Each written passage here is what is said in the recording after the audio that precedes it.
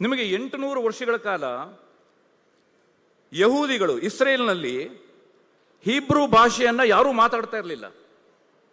ನಿಮಗೆ ರೋಮನ್ ಸಾಮ್ರಾಜ್ಯದ ಸಂದರ್ಭದಲ್ಲಿ ಮತ್ತು ಒಟೋಮನ್ ಸಾಮ್ರಾಜ್ಯದ ಸಂದರ್ಭದಲ್ಲಿ ಹೀಬ್ರೂ ಭಾಷೆಯನ್ನು ಮಾತನಾಡಬಾರದು ಅಂತ ಕಟ್ಟಪ್ಪಣೆಯನ್ನು ವಿಧಿಸಿ ಹೀಬ್ರೂ ಭಾಷೆಯಲ್ಲಿರುವಂಥ ಎಲ್ಲ ಗ್ರಂಥಗಳನ್ನು ಸುಟ್ಟು ಹಾಕಿ ಹೀಬ್ರೂ ಭಾಷೆಯನ್ನು ಮಾತನಾಡಿದವರ ನಾಲಿಗೆಯನ್ನು ಕತ್ತರಿಸ್ತೇವೆ ಅಂತೇಳಿ ಹೇಳಿ 800 ವರ್ಷಗಳ ಕಾಲ ಆ ಭಾಷೆಗೆ ನಿಷೇಧವನ್ನು ಹೇರಿದ್ರು. ಇಸ್ರೇಲ್ ಸ್ವಾತಂತ್ರ್ಯ ಪಡೆದ ನಂತರ ಇವತ್ತು ಹೀಬ್ರೂ ಭಾಷೆ ಅನ್ನುವಂಥದ್ದು ಆ ದೇಶದ ಪ್ರಥಮ ಭಾಷೆಯಾಗಿದೆ.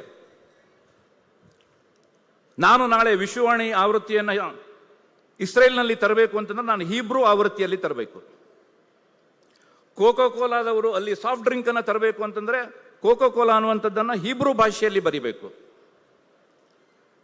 ನ್ಯಾಷನಲ್ ಜಿಯೋಗ್ರಾಫಿಕ್ ಮ್ಯಾಗಝಿನ್ ಅವರು, ಟೈಮ್ ಮ್ಯಾಗಝಿನ್ ಅವರು ಅಲ್ಲಿ ಆವೃತ್ತಿಯನ್ನು ಆರಂಭಿಸಿದಾಗ ಅವರು ಇಂಗ್ಲಿಷ್ ಭಾಷೆಗೆ ತರಲಿಕ್ಕೆ ಬಿಡಲಿಲ್ಲ ಅಂತ, ಹೀಬ್ರೂ ಭಾಷೆಯಲ್ಲಿ ನೀವು ಆವೃತ್ತಿ ತರೋದಿದ್ರೆ ಮಾತ್ರ ನಿಮಗೆ ಅನುಮತಿಯನ್ನು ಕೊಡ್ತೇವೆ ಅಂತ ಹೇಳಿದರು. ಇದು ಒಂದು ರೀತಿ ಭಾಷೆಯ ಪ್ರೇಮ ಅಂತ ಇದು.